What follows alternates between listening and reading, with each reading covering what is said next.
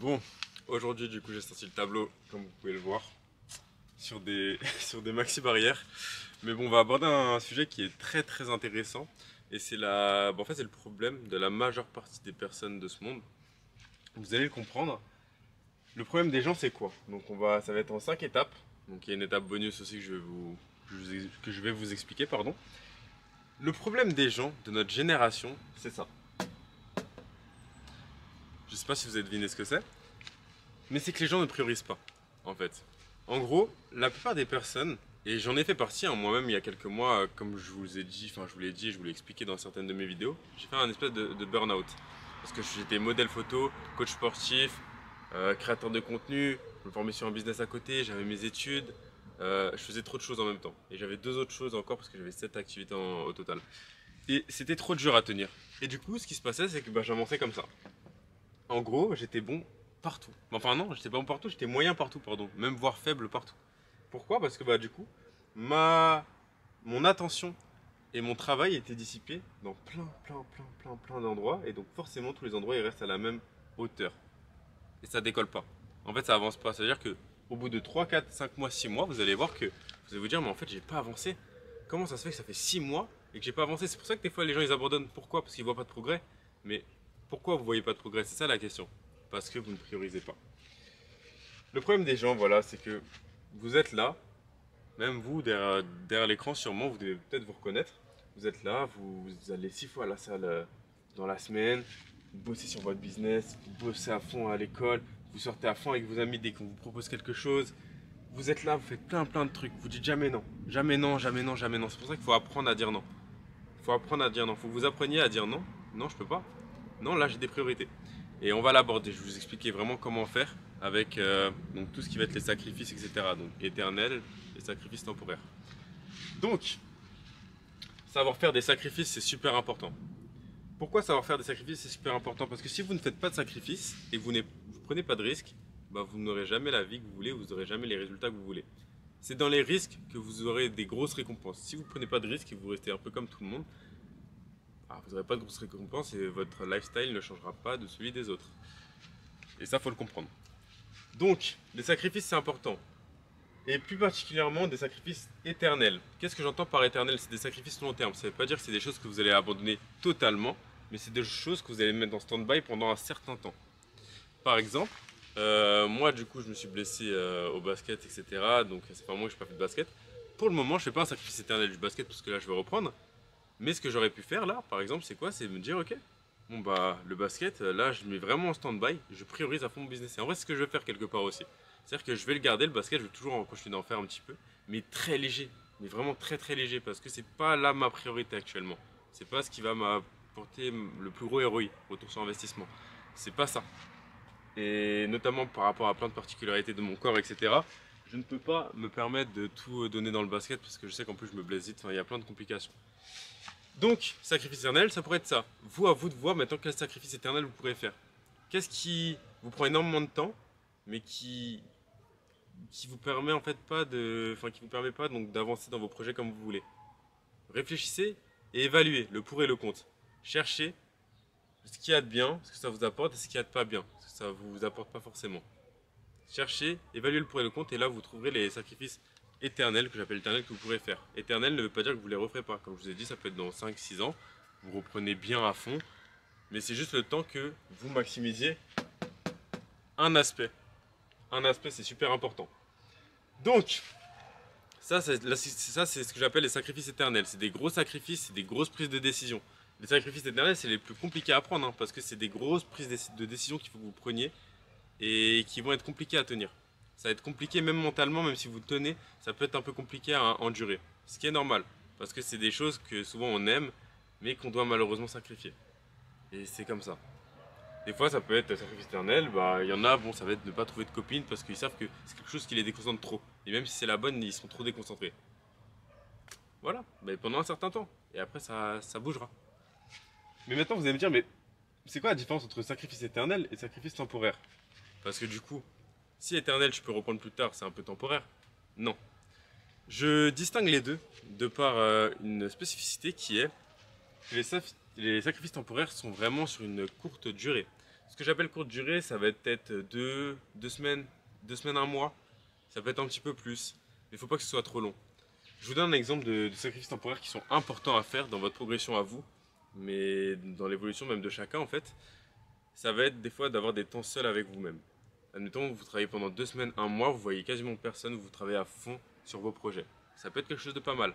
Par contre, les sacrifices temporaires, il faut faire attention, parce que si vous travaillez énormément tout seul et vous rentrez dans une sorte de solitude, vous verrez qu'en fait ça ne va pas payer. Vous allez perdre énormément d'opportunités, vous allez vous fermer du monde, vous allez vous fermer aux nouvelles opportunités qu'il y a, mais aussi aux changements qu'il faut que vous preniez en compte, et ça peut que vous perdre. Donc il faut savoir jauger. Donc sacrifice temporaire, ça peut être aussi également, par exemple, vous êtes quelqu'un qui adore aller à la salle, vous voulez avoir une vraie shape, mais vous voulez aussi être riche, gagner de l'argent via des business et tout. Vous lancez sur les réseaux par exemple. Mais tu vois que là, tu es dans une période où vraiment, il faut que tu te formes, il faut vraiment que tu te lances à fond, que tu passes à l'action. Mais tu sais que la salle, ça te prend 6 fois dans la semaine 2 heures. Et c'est compliqué avec peut-être le travail que tu as à côté ou autre. Comment tu fais? C'est simple, tu priorises. Tu fais un sacrifice temporaire et donc tu dépriorises. C'est ce qu'on peut appeler aussi déprioriser. Tu vas déprioriser la salle, tu vas limiter tes séances, tu vas peut-être faire 1, 2 séances, 3 séances max, grand max, mais tu vas grave déprioriser donc l'atteinte de ton physique de rêve pour ton vrai projet qui t'apportera réellement. Parce que dans tout cas, ton physique de rêve, tu pourras l'avoir plus tard. Dans quelques années, on s'en fout. Ça change le physique. Par contre, là, ton business que tu démarres aujourd'hui, il faut que tu t'y consacres vraiment du temps. Et si tu n'as que 2 heures après le taf, bah les 2 heures, va falloir que tu les mettes dans ton projet, pas forcément dans le sport. Ou alors que tu mettes 1 heure et demie dans ton projet et 30 minutes dans le sport, et c'est un sport que tu fais chez toi ou à côté pour pas que tu aies le temps de trajet en plus. Par exemple. Ça, c'est très important. Donc déprioriser, c'est hyper important. C'est ce qu'il y a de plus important. Si vous ne dépriorisez pas certaines activités de votre lifestyle, de votre vie,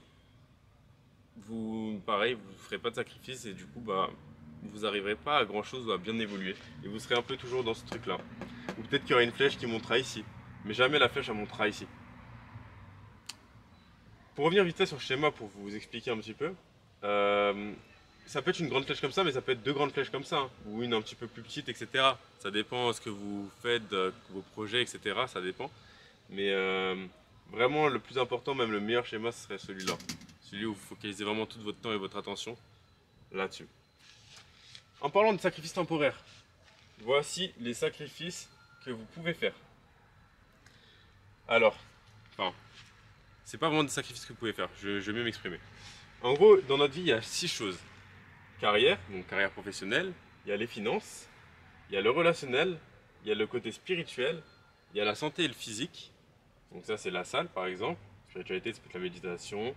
Relationnel, ça peut être du coup quand vous allez voir vos amis, etc., ou faire des contacts. Carrière, c'est le pro, donc c'est le taf. Finance, c'est tout ce qui va être en fait au niveau de vos finances. Dans tous les cas, ça peut même être les achats, etc. Et personnel et éducationnel, c'est du coup vos projets ici. Ça peut être aussi dans carrière les projets, mais ça peut être aussi également ici parce que vous allez vous éduquer et ça va être des projets perso à vous. Donc pas dans une, par exemple, si vous avez votre auto-entreprise, c'est vous. Et ça, faut le prendre en compte. C'est-à-dire qu'il y a des sacrifices des fois à faire dans cette sorte de roue. Donc vous allez peut-être un peu baisser, pas la santé, mais surtout l'aspect physique, pour du coup augmenter cet aspect-là, éducationnel, ou cet aspect-là, de carrière, ou vos finances. Enfin, vous devez en fait jauger ici ce qui est bon de garder, ce qui est bon de prendre. La santé c'est super important, spiritualité aussi, relationnel aussi, mais des fois vous pouvez vous en couper pour après le reprendre bien comme il faut. C'est-à-dire que ça, il faut savoir le faire, c'est pareil, il faut savoir jauger. Donc ça, c'était le sacrifice temporaire. J'espère que vous avez bien compris donc, au niveau du fait de déprioriser et que ce soit sur un certain temps, un court laps de temps, vraiment faites attention à ne pas faire trop durer la chose parce que vous pouvez vraiment vous perdre. Maintenant, il existe 2 activités dans notre vie et ça, il faut vraiment le comprendre. Il y a 2 activités. Il y a l'activité professionnelle où vous allez énormément travailler, etc., que ce soit dans votre taf ou alors même tout simplement en fait, au niveau de vos projets. Il y a les activités dites libres, de temps libre. Et il faut savoir vraiment faire la part des choses. C'est-à-dire, ça veut dire que vous ne pouvez pas juste vous dire je taffe et je prends pas de plaisir, rien. C'est-à-dire que vous avez 2 activités, vraiment, celle pro et celle, on va dire, appelée plaisir. Et il faut savoir jauger les deux. C'est pour ça que c'est important de, par exemple, j'ai expliqué dans une de mes vidéos, mais de se fixer des temps d'arrêt. Par exemple, le soir, tu te dis à 21 h, j'arrête de bosser pour vraiment favoriser des moments avec ta famille ou des moments, je sais pas, où tu joues à ta play ou peu importe. Mais tu favorises un temps Le mieux, c'est pas vraiment jouer à la play, mais le mieux, c'est de favoriser un temps où t'as pas trop de stimulation et juste tu kiffes avec ta famille, avec tes proches, quelque chose de bien. Un moment de partage ou alors un moment juste seul avec toi, où tu lis, où tu écris, des choses comme ça. Des choses qui sont bonnes, surtout pour toi. Si c'est pour juste consommer à mort du contenu sur les réseaux, c'est pas ouf. Le but, c'est de passer de l'autre côté. Ne plus devenir consommateur, mais devenir créateur. Donc voilà, tu as deux activités, il faut que tu saches jauger entre les deux. Il faut que moi, personnellement, ce que j'utilise, c'est ce qui peut vous aider, c'est 80% de travail pour 20% de plaisir. Aussi simple que ça. Donc admettons, sur 5 jours, je vais prendre 4 jours où je taffe à mort, et le cinquième, où je me fais un peu plus plaisir. Je peux taffer un petit peu, mais me faire beaucoup plus plaisir et être un peu en mode jour de repos. J'ai du mal encore à me mettre des jours de repos, mais c'est important. Je le fais maintenant, je le fais un peu plus, mais c'est super important. C'est pour ça qu'aussi, ça j'en parlerai dans une autre vidéo, mais avoir une copine, ça peut être quelque chose de bien. Avoir une femme, ça peut être quelque chose de pas mal, parce que c'est un gros soutien, ça peut être quelque chose qui vous fait sortir de votre routine de travail, de travail, de travail. Il ne faut pas être fermé à ça. Comme certaines vidéos du dev perso, etc. ou d'entrepreneurs. Après, c'est chacun son avis. Mais pour moi, voilà, les entrepreneurs qui disent qu'il ne faut pas que tu aies de femme à partir de tel âge si tu n'as rien construit. Non, ça peut être un soutien au contraire. Mais il faut savoir le faire. C'est pour ça qu'après, c'est vous et vous-même. Donc, en tout cas, c'est pas le sujet de la vidéo. Donc voilà, il y a deux activités super importantes, comme je vous ai dit. Donc, c'est pro et plaisir. À vous de jouer, à vous de varier les deux. C'est important cette notion de plaisir pour que vous refassiez le plein d'énergie. Plein d'énergie. Et pour que vous puissiez être super efficace sur votre côté pro, vos projets.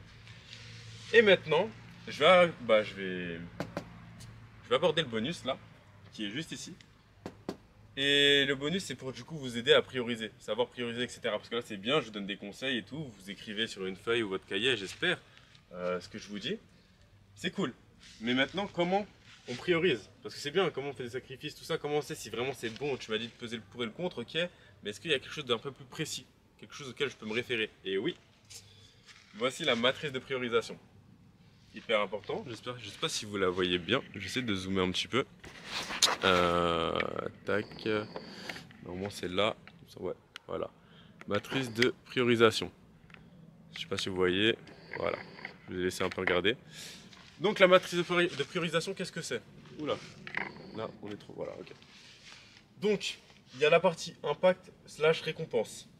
Ici, donc c'est la partie impact slash récompense. Plus c'est faible, moins il y a d'impact et moins ça va amener une récompense. Et plus c'est haut, plus il y aura un gros impact et une grosse récompense derrière. Ici, c'est l'importance, l'urgence. Est-ce que c'est important de le faire? Est-ce que là c'est urgent? Ou alors est-ce que c'est pas forcément important et on n'aurait pas besoin? Et bien vous allez vous référer à ces deux lignes. Et sur 4 du coup choses que vous pouvez mettre, par exemple 4 priorités, vous allez pouvoir voir en fait, bon là je dis 4, mais c'est parce que du coup pour le schéma j'ai utilisé 4 choses. Pardon.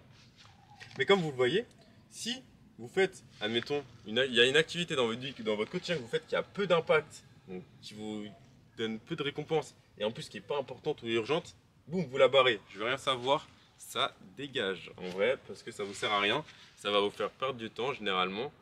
Mis à part si bon, ça a un côté plaisir, mais du coup côté plaisir, il y a quand même une récompense. Mais là, vraiment, si ça n'a pas d'impact et c'est pas important, ne le faites pas. Vraiment, c'est une perte de temps, ne le faites pas. Maintenant, troisième priorité, du coup, on va aller au niveau du 3 là. Si la chose elle est très urgente ou très importante, mais par contre qu'il y a un faible impact ou une faible récompense derrière, ça va en 3. Ça dépend. Si c'est des papiers administratifs, etc., ouais, c'est urgent. La récompense, la récompense elle n'est pas forcément ouf, mais c'est important de le faire. Donc il y a quand même cette notion d'importance qu'il faut que vous sachiez aussi varier et prendre en compte. Mais si la chose a un peu d'impact, parce que du coup ça a quand même un gros impact des papiers administratifs, mais si ça a un peu d'impact ou pas beaucoup de récompenses, mais c'est urgent, c'est pas le truc que vous allez faire en premier. Ok? C'est le truc que vous allez faire en troisième. Important. Et par contre, si, à contrario, la chose n'est pas urgente, importante, enfin pas forcément, mais par contre la récompense elle est très élevée, faites-le.